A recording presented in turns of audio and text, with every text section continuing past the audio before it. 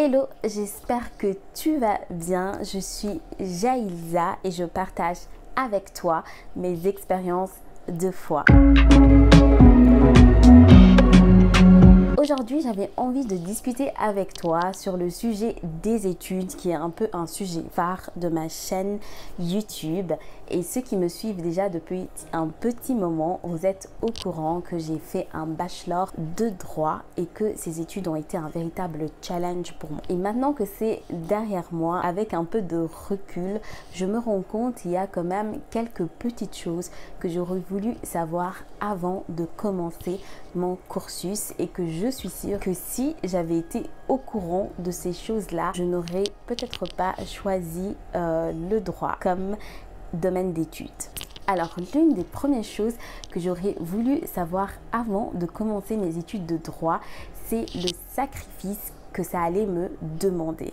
Bien sûr, j'étais consciente que entamer des études comme celle de droit, ça allait être très exigeant, que ça allait demander aussi des sacrifices, une maîtrise de soi, une très grande discipline. Bref, que ça n'allait pas être tout simple et tout facile, mais je m'attendais vraiment pas à ce que ça demande autant. Le sacrifice, il sera bien sûr au niveau du temps, mais aussi au niveau de vos relations. Bref, un sacrifice total et complet. Et je croyais que quand j'allais commencer, le sacrifice allait être peut-être, voilà, avoir un peu moins de temps libre pour faire ses hobbies contre du temps d'études. Mais non, ça va au-delà de ça. Ça prend vraiment une énorme place dans votre vie et il y a fortement le risque que toute votre vie soit dictée par les études, que toute votre vie tourne autour des études. Donc, j'aurais voulu être consciente de ce que j'allais réellement sacrifier, que en fait, j'allais tout simplement devoir mettre toute ma vie entre parenthèses pour pouvoir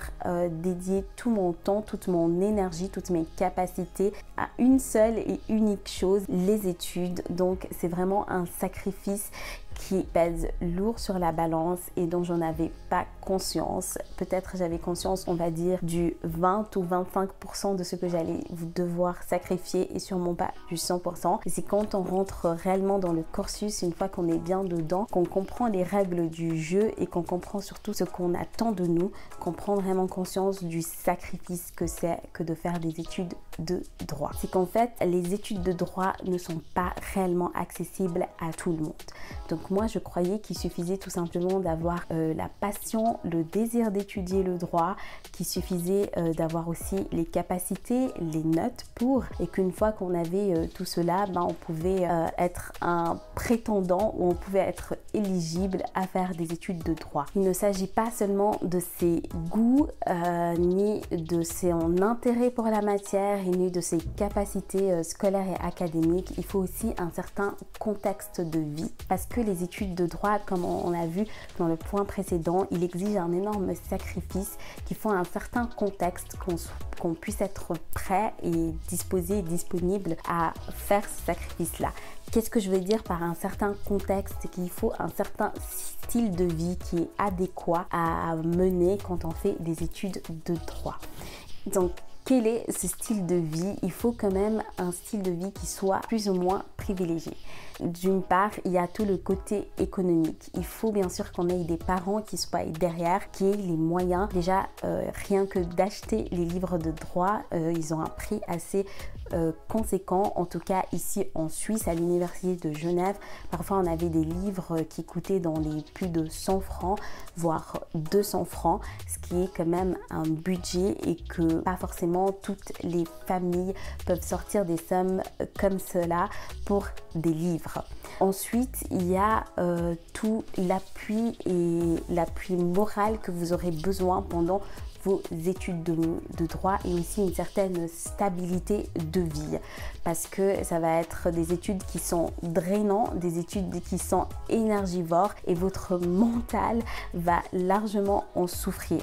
Donc pour cela, il faut qu'une fois que vous rentrez à la maison, que vous puissiez avoir un cadre qui soit favorable, donc un espace calme, une chambre, aussi pouvoir vous décharger de certaines préoccupations ou de certaines charges mentales, comme par exemple entretenir une maison, régler vos affaires administratives, toutes les choses quelque part de la vie courante. Il faut soit être aidé, soit pouvoir déléguer ça justement à des parents. Donc je pense que le style de vie qui ne va pas du tout avec les études de droit, c'est justement le style de vie que j'ai mené moi, où j'étais donc seule. D'un côté, c'est hyper bien d'être seule parce que du coup vous êtes complètement libre d'utiliser votre temps et dans le calme aussi pour étudier, mais sauf que je devais m'occuper bien sûr de ma maison, de toutes les choses administratives. J'avais personne pour qui déléguer et je vivais aussi dans une certaine instabilité, principalement financière, parce que j'avais la bourse. Lorsque vous bénéficiez d'une bourse, elle couvre bien sûr toutes vos dépenses, mais certaines petites choses, elles ne couvrent pas tout ce dont vous avez besoin, et parfois vous avez besoin d'un peu de sous pour venir complémenter votre bourse d'études. Et donc avoir un petit job étudiant pour avoir de l'argent de poche et pour sortir les week-ends avec ses amis, aller au cinéma et avoir de l'argent pour sortir boire un verre dans sa bar, c'est une chose, mais devoir travailler pour compléter votre budget, pour pouvoir payer toutes vos factures et puis être à jour dans toutes vos dépenses et avoir un peu de sous pour économiser, on n'est pas dans la même démarche. Et je pense que voilà, faire des études de droit et cumuler plusieurs jobs, c'est bien entendu possible, mais c'est très difficile et c'est pas forcément ce qui est le plus adéquat. Donc en VELT, non seulement il y a des exigences en termes de compétences scolaires, en termes d'intérêt, mais il y a aussi des exigences en termes de style de vie. Donc il faut quand même appartenir à une certaine classe, ou en tout cas avoir un contexte familial, donc socio-économique, qui vous permettent de faire la formation de bachelor en droit sans trop de soucis, enfin sans trop d'obstacles. Et réellement, je pense que ça, c'est l'un des éléments que j'aurais vraiment voulu savoir, ou en tout cas en être consciente au début de ma formation, parce que j'ai mené un style de vie qui ne matchait vraiment pas avec les études et donc qui m'a demandé beaucoup de sacrifices. Je me souviens toujours quand j'étais à la bibliothèque en train de réviser avec des personnes de ma volée et que moi je devais m'arrêter de réviser parce qu'il était temps que j'aille travailler au McDo pour pouvoir payer mes factures, et que je voyais mes autres camarades que eux ils pouvaient rester là et réviser.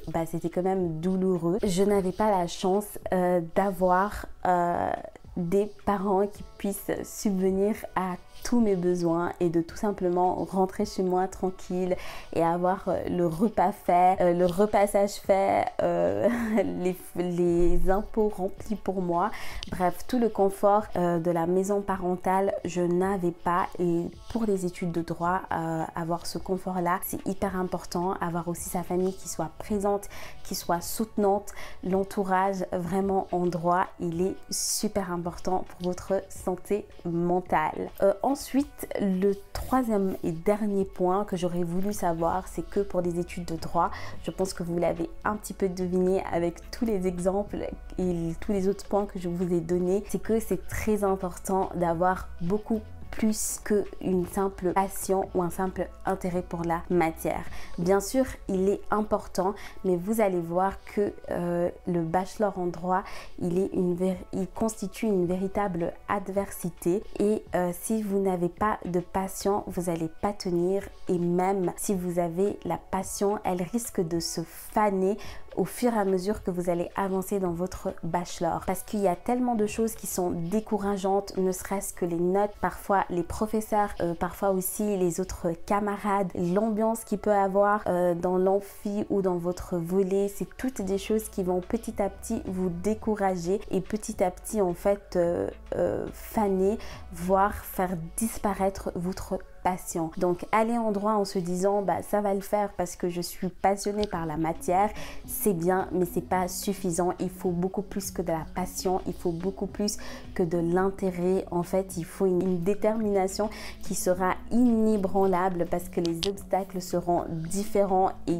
grands et beaucoup et nombreux aussi. La troisième chose que j'aurais voulu savoir avant de commencer mon bachelor en droit, c'est qu'il faut bien plus que de la passion. Voilà, j'espère que cette vidéo vous aidera un petit peu si vous allez commencer un bachelor en droit ou si vous aussi vous avez terminé et que vous pensez que peut-être vous êtes la seule à vous rendre compte de certains points et voir qu'en fait on a peut-être une expérience similaire. Bref, je vous invite aussi à laisser en commentaire un petit peu votre opinion sur les études de droit, sur vous, qu'est-ce que vous aurez voulu savoir avant de commencer vos études et que vous n'avez pas forcément su. J'aime trop lire vos commentaires, alors n'hésitez pas à en laisser. Nous, on se dit à tout bientôt pour une nouvelle vidéo. Bisous.